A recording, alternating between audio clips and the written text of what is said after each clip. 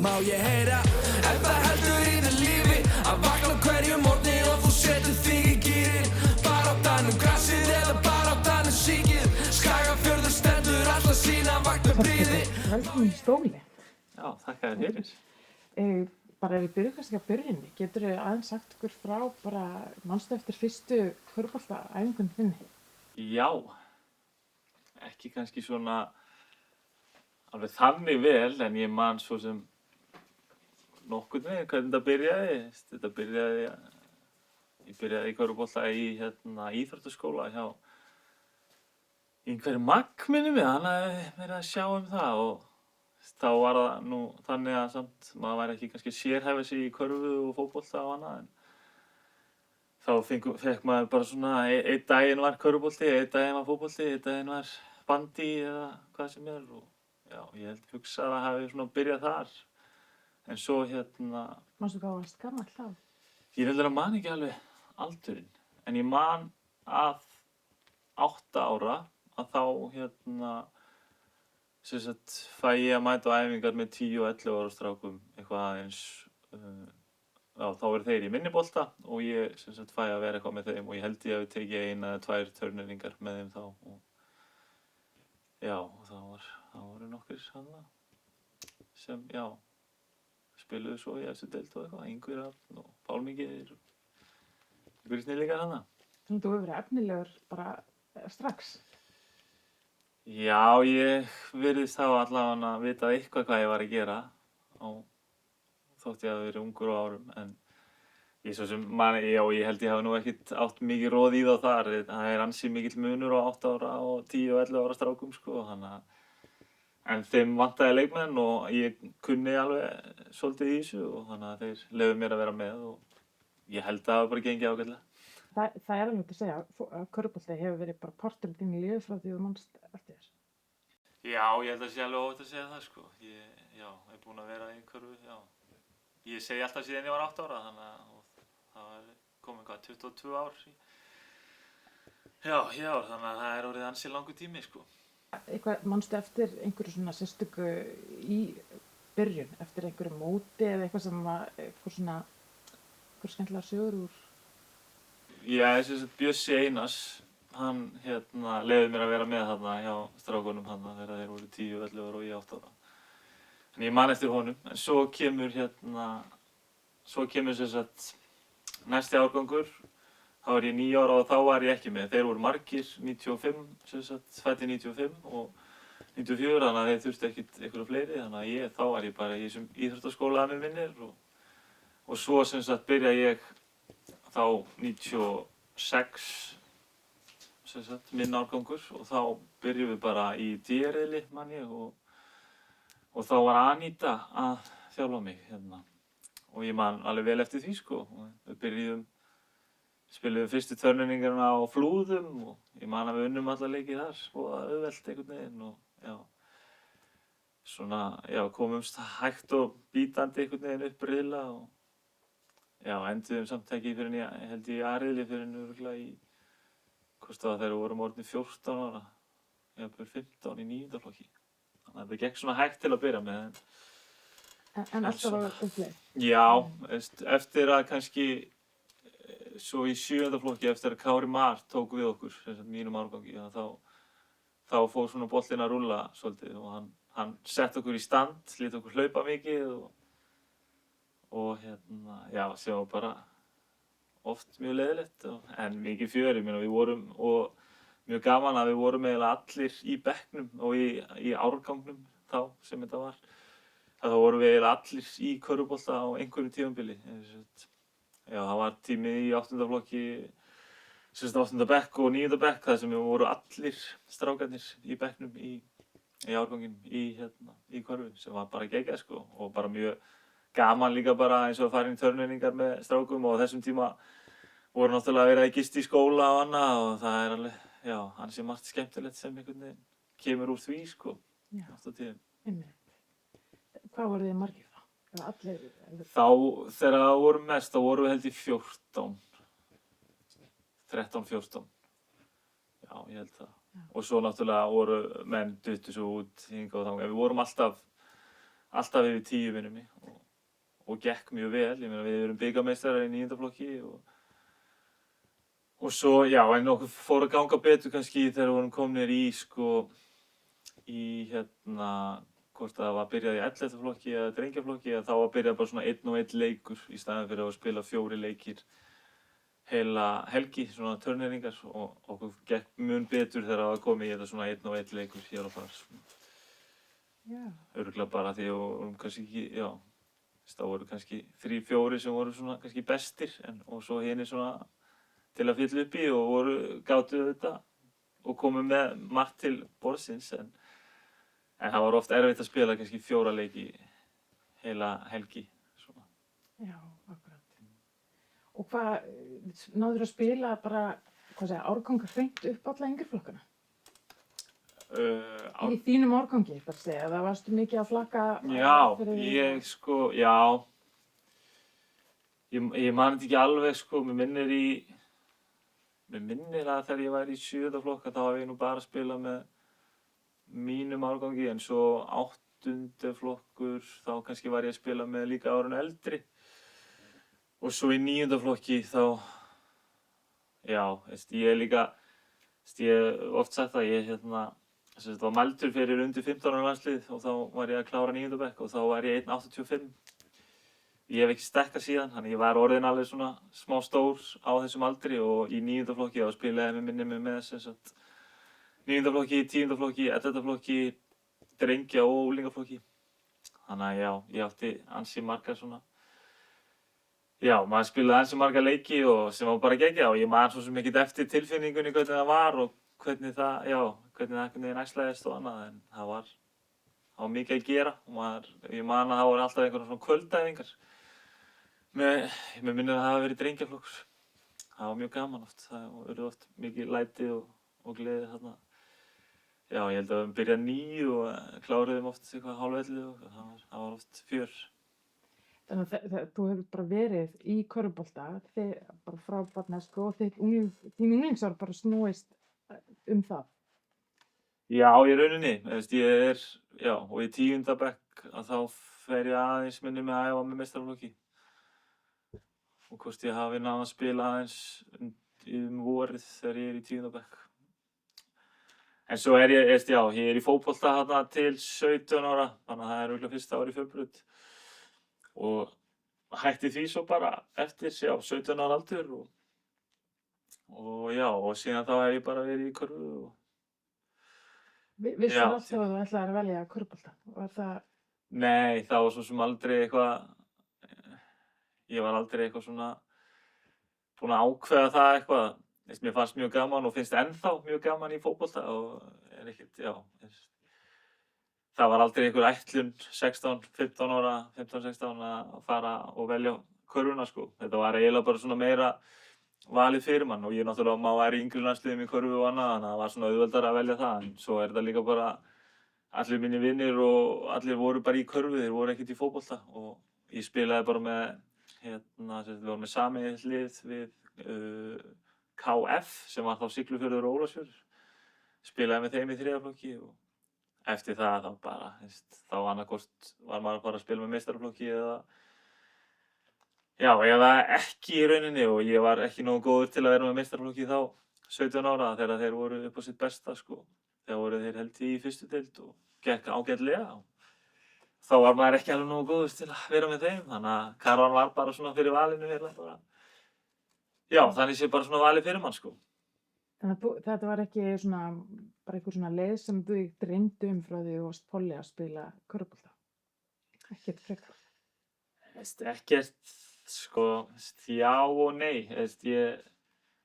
Ég var svo sem þegar ég var yngri ekkert eitthvað búinn að ákveða hvort ég vildi vera eitthvað körfuboltamaður eða fótboltamaður eða hvað, en jú, mig dreymdi alveg að vera atvinnumaður í einhverju íþrótt, en það var ekkert eitthvað frá 8 ára aldri sem ég var bara, já, ég ætla að vera körfuboltamaður, það er eina sem ég langar að gera, en jú, bara kannski svona 13, 14, 15 ára þá vildi maður auðvitað reyna að ná sem lengst í þessu, og maður var alveg svona með þá drauma að það myndi gerast, sko, og maður svona fór að skoða eitthvað hvort að maður gæti komist líka kannski í gegnum körfuna, farið í háskólabolta og annað.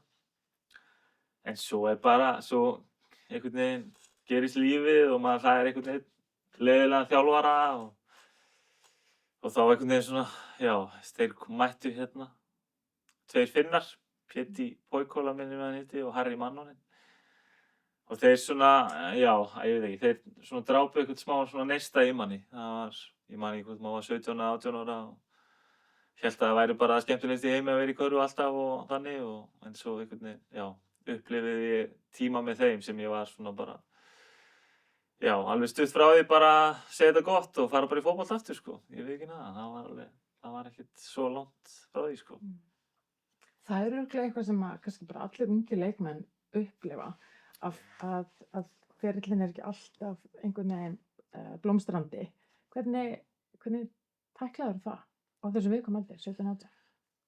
Já, klárlega. Maður örugglega ekki einn það og sérstaklega líka svona kannski meira í nútíma samfélagi þar sem allt einhvern veginn, það meira svona, það kvíði hér og kvíði þar og annað, sko, sem kemur inn í þetta. En sko, maður manna ekkert eitthvað þannig, en ég það heppinn að ég náttúrulega búinn að vera bara í þessu liði frá því ég man eftir mér og svo ég búinn að gera þetta með mönnum sem eru bara bestu vinir mínir. Ég búinn að hafa Hannes og Viðar með mér eiginlega bara síðan ég var 16, Viðar síðan ég var bara 5 ára og Hannes síðan ég var 15-16 ára og það hjálpa bara líka að hópurinn hefur verið góður í gegnum tíðina. Ég var með Helga Rafni, Helga Frey, Svabba og það bara voða gott að leita til þeirra. Maður hefur alveg átt einhverja svona heimferðir af æfingum og annað sem maður hefur verið að ræða við þessa menn lífið og tilveruna og annað og það bara stundum gott að geta létt af sér við það og annað og ætli það hafi ekki bara svona hjálpað og svo þetta bara tímabil. Þeir voru farnir minni með eftir 2 mánuði og næsti þjálfari kom inn og það var mun skemmtilegra og þá var það bara svolítið áfram gakk. En það svona stoppaði mig kannski meira af að vera að fara eitthvað eins og í háskólabolta og annað því ég bara sá ekki fyrir mér að ég hafði það gaman að því að ég nennti að vera einhvers staðar úti og það var svona lenskan í þessu þegar ég svona að hugsa að fara þá voru menn að kíkja þarna út í mánuð og koma tilbaka og ég einhvern veginn bara nennti því ekki að því ég hugsaði með mér að ég yrði bara örugglega að fara í sama pakkan einhvern veginn og ég sé alveg eftir því smá í dag. Ég hefði alveg verið til í að prófa þetta og sjá hvernig umhverfið væri og annað.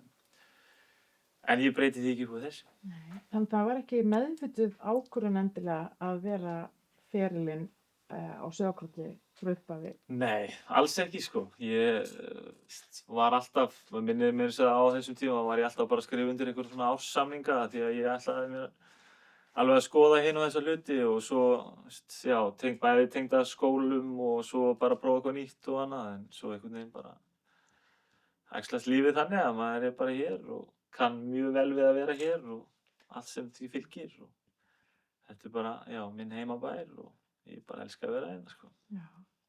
Heldur það sé öðruvísi að vera svona alin upp í þessum umhverfi og einhvern veginn vaxa með því eða að koma utanfrá? Tengt þá körfubolta, hvernig að bara áhuginn á því og annað, já, örugglega, sko. Ég náttúrulega þekki ekkert annað. Ég náttúrulega bara elst upp í þessu og já, kann ekkert annað, en þetta náttúrulega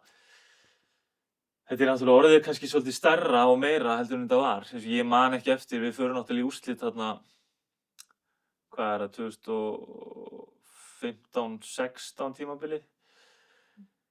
Og við töpum þar í úrslitum á móti KR 3-1 og ég svo sem man ekki eftir hvernig líðan mín og hvernig bara stemningin var í kring og ég man að voru færri sem mættu á leiki og annað en ég man ekki eftir hvort að maður var eitthvað að sofa illa einhverja vikuna eftir þetta og annað en þá líka var maður kannski það ungur og maður hafði fleiri leiki, já, maður átti kannski eftir einhverja úrslitaleiki og annað í drengjaflokki og unglingaflokki og annað, sko, en þetta náttúrulega bara ógeðslega gaman að það sé svona mikill áhugi og annað en þetta líka bara maður vill auðvitað að það gangi vel og síðan ég byrjaði í þessu höfum við haft lið sem bara á séns að gera mjög stóra hluti og það getur verið sárt þegar að næst ekki markmiðin eins og bara í fyrra í fyrra vor, að það var mjög erfitt að tapa þessum mótaleik og það sat alveg í manni í nokkra sólarhringa þarna eftir á, sko.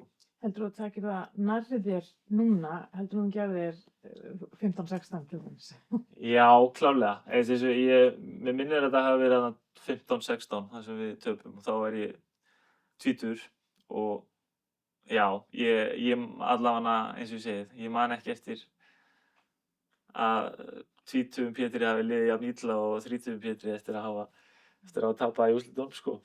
Heldur það að snúist það, þess að bara aldurinn og þroskan, eða heldur það að tengist kannski einhverju leyti breyttu hlutverki þínu í liðinu? Einu sinni varst þú 20 og varst að tala við Helga og Svavar og Helga. Núna eru kannski ungu strákarnir að tala við þig. Já, það geti alveg verið svona einn hluti af þessu, en svo þetta líka bara einhvern veginn, maður einhvern veginn með allt samfélagið með manni og það alveg erfitt þegar manni líður eins og maður sé að bregðast samfélaginu. En auðvitað, og ég ekkert eitthvað, maður heldur það kannski ekkert eitthvað alveg, en það samt alveg svona, manni finnst eins og séu væntingar gerðar til okkar og sem bara geggjað og mjög gaman að, en það getur verið erfitt þegar illa gengur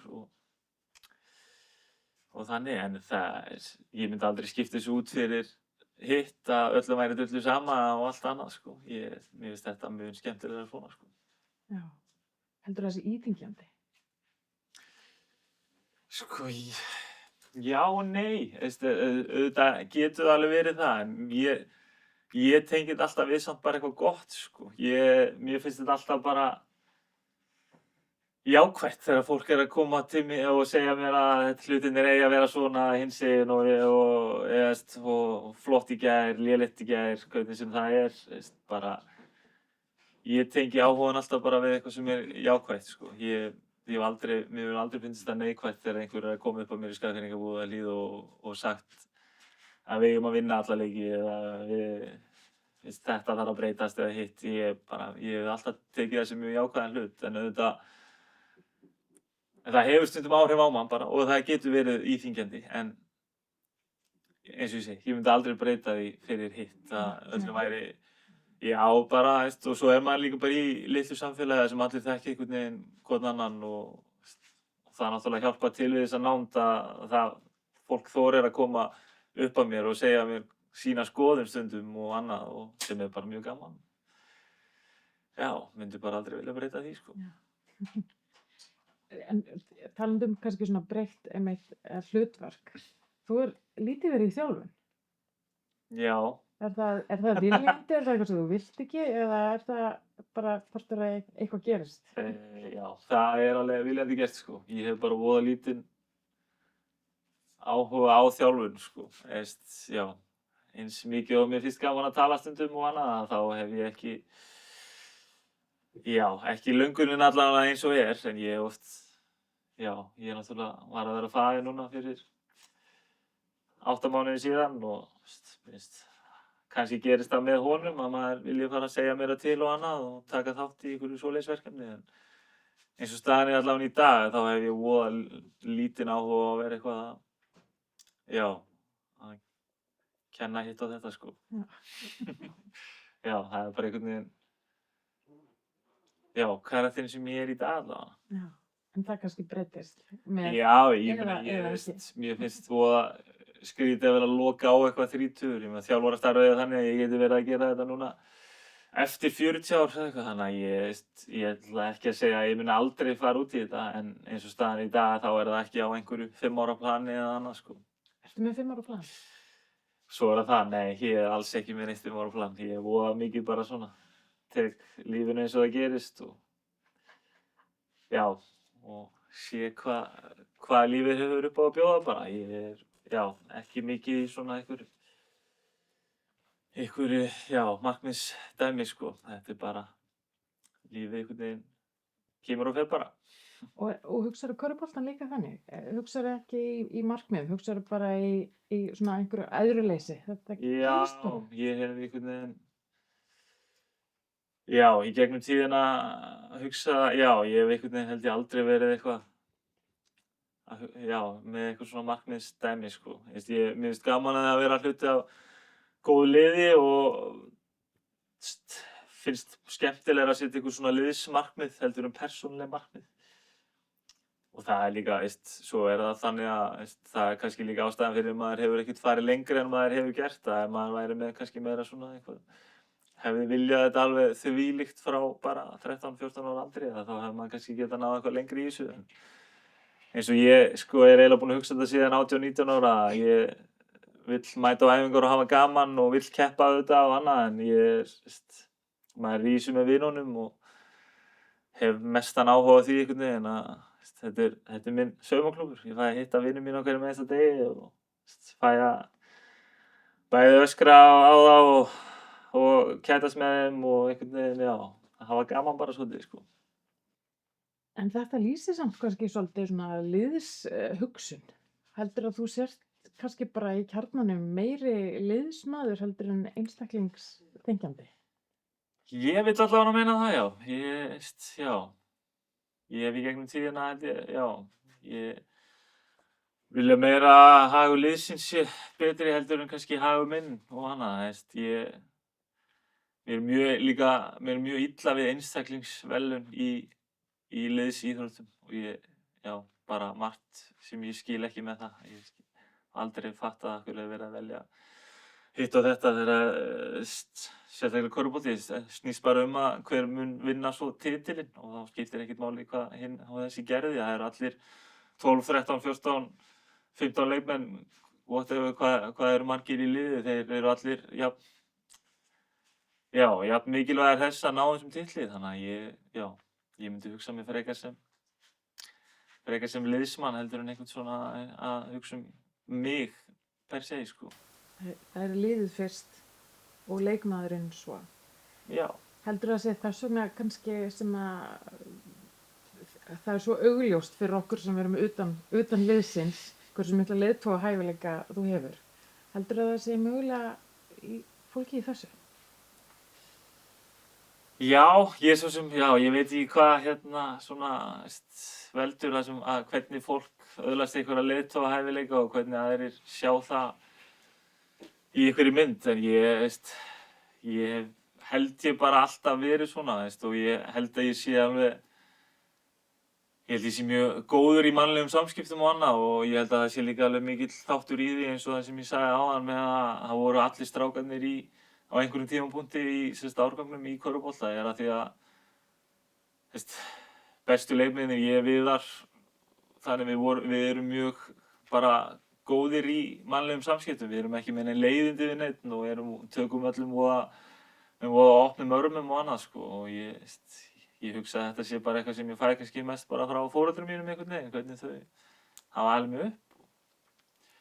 Ég held ég sé bara, ágætlega, stattur þannig, sko. Já, algjörlega. Það að þú sért þessi svona liðsmaður sem þú lýsir, heldur það hafi áhrif á liðsheildina? Heldur það skipti máli? Þú ert, eins og ég segi, þessi liðsmaður og leiðtogi.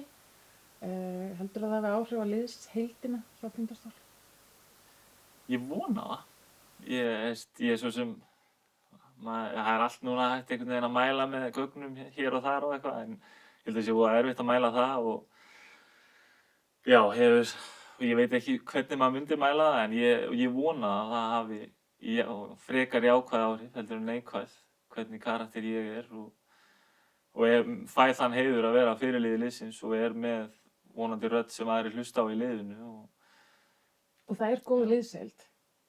Já, ég myndi segja það að hún sé bara mjög góð og hefur verið undanfarin 2, 3, 4 ár kannski og örugglega meira eitthvað, en kjarninn er þéttur og við erum búin að vera alveg í þessu saman ansi lengi. Við fengum Viðar inn aftur fyrir tímabilið, Hannes kom inn, hann tók sér 1 ár í pásu fyrir 2 árum, kom inn þetta aftur í fyrra. Ég og Arnar erum búin að vera í þessu núna. Hann kom 2017-18 tímabilið, fór svo aftur og kom aftur minni mig fyrir tímabilið 2021-2. Og svo þetta Tævo var þar líka, Dedrick er búin að vera þetta núna í 2 ár. Adómas og Davís eru búin að vera þarna síðan við unnum 2023. og þetta er búin að vera mjög þéttur kjarni og svo eru þetta einhverjir leikmenn hér og þar sem fara sem er bara mjög, sem koma og fara sig sem er bara mjög eðlilegt í þessari íþrótt, sérstaklega svona atvinnumanna tengt, þetta er ekki mjög það er ekki oft sem að svona menn eins og að Dómas og Davíðs mæta og eru bara hérna í einhver tíma en ég myndi segja að það sé klárlega mjög þéttur hópur og bara að kunna allir voða vel við hvern annan og svo hjálpa það náttúrulega bara ennþá meira upp á hópinn að vera í þessu Evrópuverkefni í vetur og taka nokkrar utanlandsferðir saman með tilheyrandi svona einhverju veislu sko, náttúrulega mistum að flugi, við vorum að fresta flugi vegna dróna, ekki dróna árás, þetta bara vegna dróna, það voru drónar að fljúga yfir, það með minni munn hérna, þegar við ætluðum að fara þaðan, þannig að við þurftum að vera þá auka nótt í munn og svo ætluðum við að koma okkur völlin næsta kvöld og þá var aftur drónar og við þurftum aftur að vera þarna með tilheyrandi skemmtun og annað og þetta er bara, ég held að þetta sé bara búið að þétta hópinn ennþá meira og já, og menn séu bara klárir í komandi verkefni sko. En talandi komandi verkefni, hvernig líst þér á framhaldið? Bara mjög vel sko, ég bara, já, komust vel frá þessu fyrsta verkefni að mér fannst sem voru áttalúrslitinn og bara mjög spenntur að sjá hverju við fáum í fyrsta lagi og svo bara, já, við byrjum undirbúning, já, bara svona almennt núna á næstu dögum og svo eftir því hverju við fáum þá verðum við að undirbúa meira í kringum það, en ég held að þetta verði bara mjög mikil skemmtun sko. Talandi undirbúning, gerir þú eitthvað sérstakt í aðdraganda svona stóra mómenta? Nei, ég hef í rauninni ekki gegnum tíðina verið að gera eitthvað sérstakt.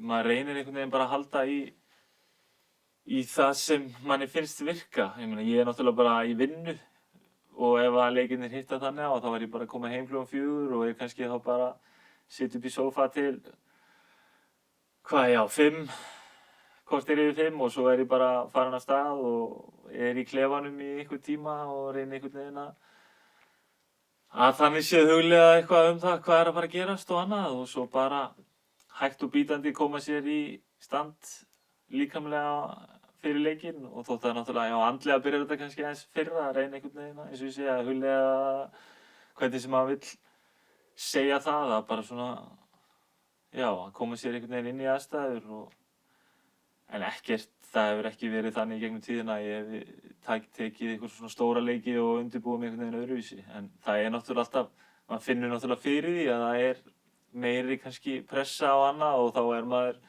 kannski fyrirfarinn að svitna í lófunum og undir iljunum og þannig en svo er það einhvern veginn, það verður allt eins þegar það er svo búið að kasta boltanum upp og maður er komin inn í aðstæðurnar nema það er bara nokkuð meiri hávaði þegar það er meira undir en ekki sko.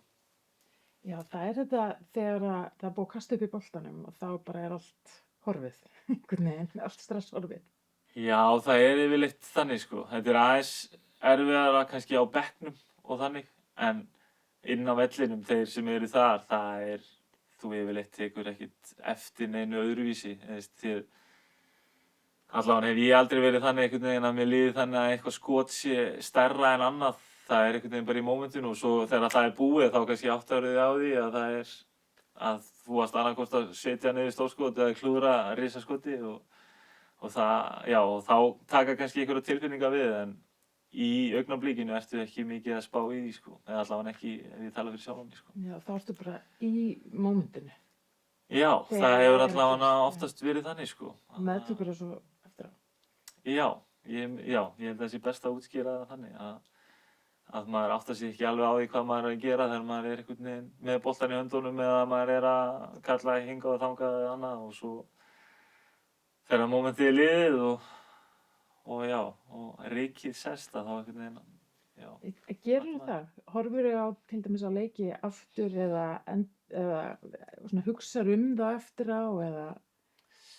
Já, maður er alveg smá svona kannski einhverju með það að maður man ansi mikið úr momentunum sko og maður hefur alveg átt ansi margar andvökunætur þar sem maður sérstaklega ef það illa gengur að þá er maður að fara yfir hitt og þetta hvað hefði betur mátt fara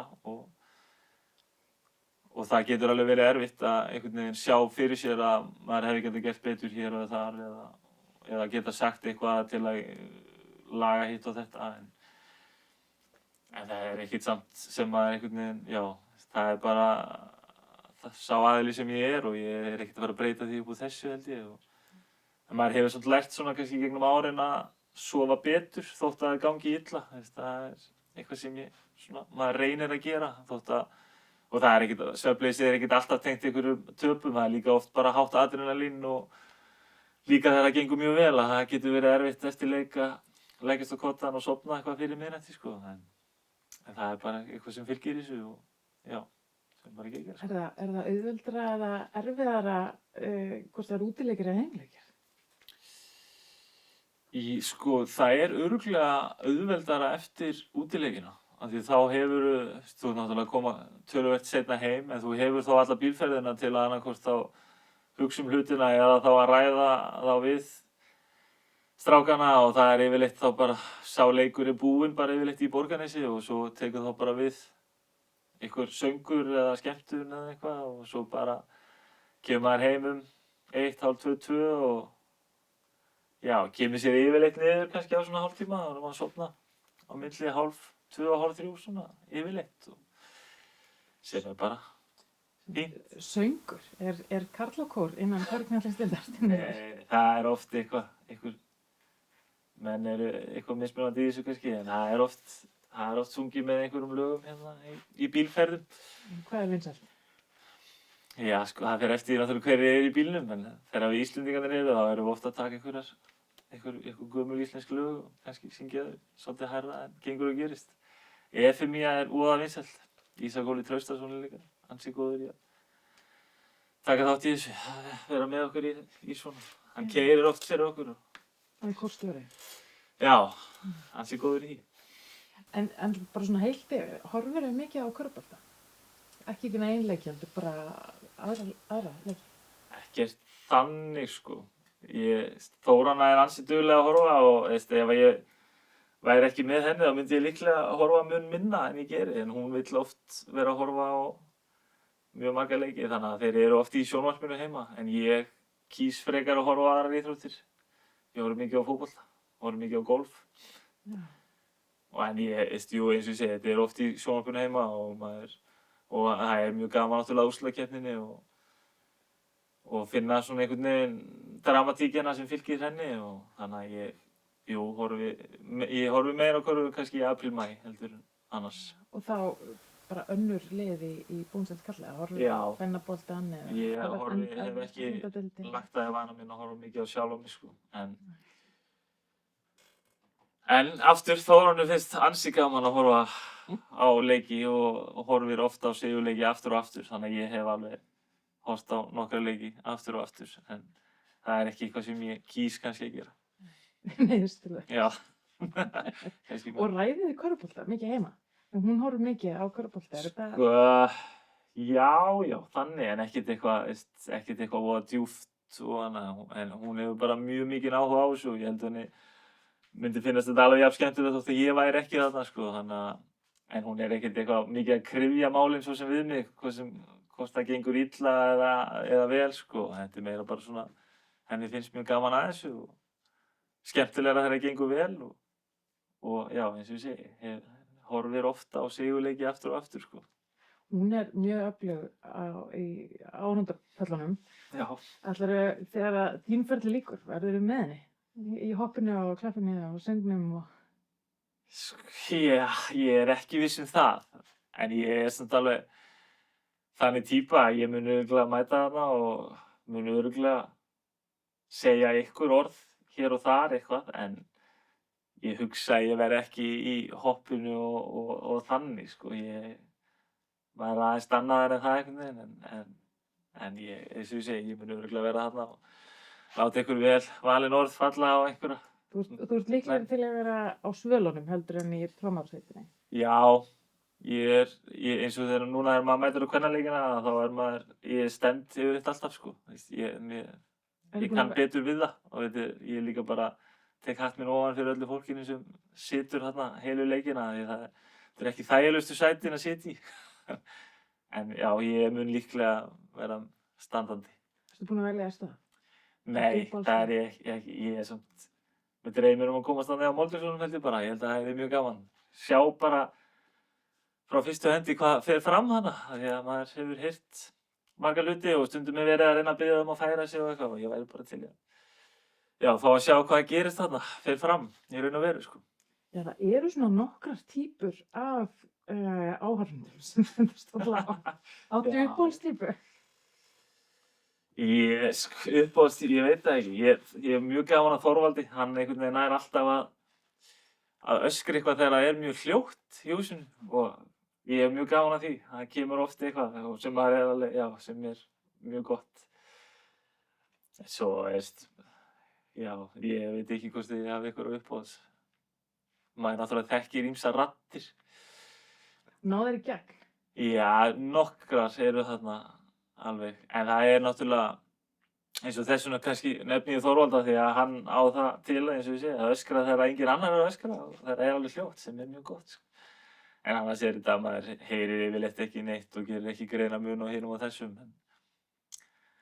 En það eru eins og ég segi nokkrir og já, sem maður svona kannski í gegnum tíðina hefur heyrt og fundist fyndið, sumt sem kemur þarna og já, þetta er hluti af þessu. Þetta er hluti af þessu, þetta er ekki alltaf fallegt.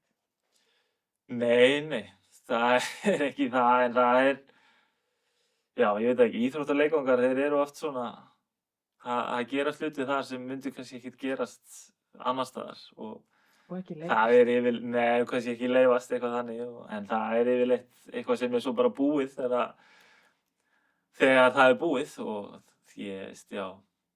ég ætla rétt að vona að fólki sé ekki mikið að sárna þegar það er verið að kalla hitt og þetta eitthvað úr stúkunni. Þannig teki ég ekki mikið inn á mig. En nú er úrslitakeppnin byrjuð og það er búið tjalda, partítjaldinu og undanfarinn svona vor þá hefur dálítið athygli landsmanna beinst hingað fyrir tilstilli ykkar og vörumerki Tindastóll orðið svolítið þekkt og bara haft jákvæð áhrif á ímynd samfélagsins. Er það eitthvað sem skilar sér til ykkar? Já, það er alveg hægt að segja það að þetta hefur alveg jákvæð áhrif á mann, hvað maður veit að það eru margir einhvern veginn að fylgjast með manni og þannig. En þetta er náttúrulega, þetta byrjar líklega árið sem við töpum 22 á móti Val, að þá byrjar einmitt svolítið svona vörumerki Tindastóll að koma í ljós og það er, þú segir við, en ég tengi það meira við stuðningsmenn, að þetta hafi byrjað með þeim, að þeir einhvern veginn, eða þau, stuðningsmenn okkar, að hvernig þau tóku sér til þarna í þessari úrslitakeppni og náttúrulega búið að vera COVID og annað og það var einhvern veginn eins og bara kúnum hefði verið sleppt út á vorin og þau, tóku því ansi vel að fá að vera í íþróttahúsinu og byrjuðu, með þess að kannski svona tóku þessa bresku stemningu og voru að kyrja söngva og annað og myndaðist bara einhvern veginn þessi svakalega stemning sem gerist inn í kannski íþróttahúsum og þetta fór að verða bara svona einhvern veginn menningarviðburður að fá að koma að reyna að fá miða á leiki í Síkinu og einhvern veginn út frá, ég vil segja út frá stuðningsmönnum að það hefði gerst að Tindastóll varð allt í einu þvílíkt vörumerki í þessu, bara svona á heildina litið og hefur einhvern veginn ekki stoppað og maður er búinn að heyra hinn og þennan fréttamann segja að Tindastóll verði eiginlega verið í úrslitum að því það gerir þetta bara miklu skemmtilegra og annað og sem er bara mjög, maður er bara eiginlega bara fullir stolti af heimabænum þannig hvað þau standa þétt við bakið á okkur og eins og þú segir aftur, þú segir við, ég segi þau, eða sem þið, að þið hafið svolítið búið þessa stemningu til sjálf og einhvern veginn, sett standardinn sjálf, sko. Nú er fjaralega úrslitin framundan og okkur hefur verið tíðrætt svona stemminguna og svona og kraftina á pöllunum. Eitthvað sem þú vilt svona segja við áhorfendur Tindastóls, aðdáendur og áhangendur?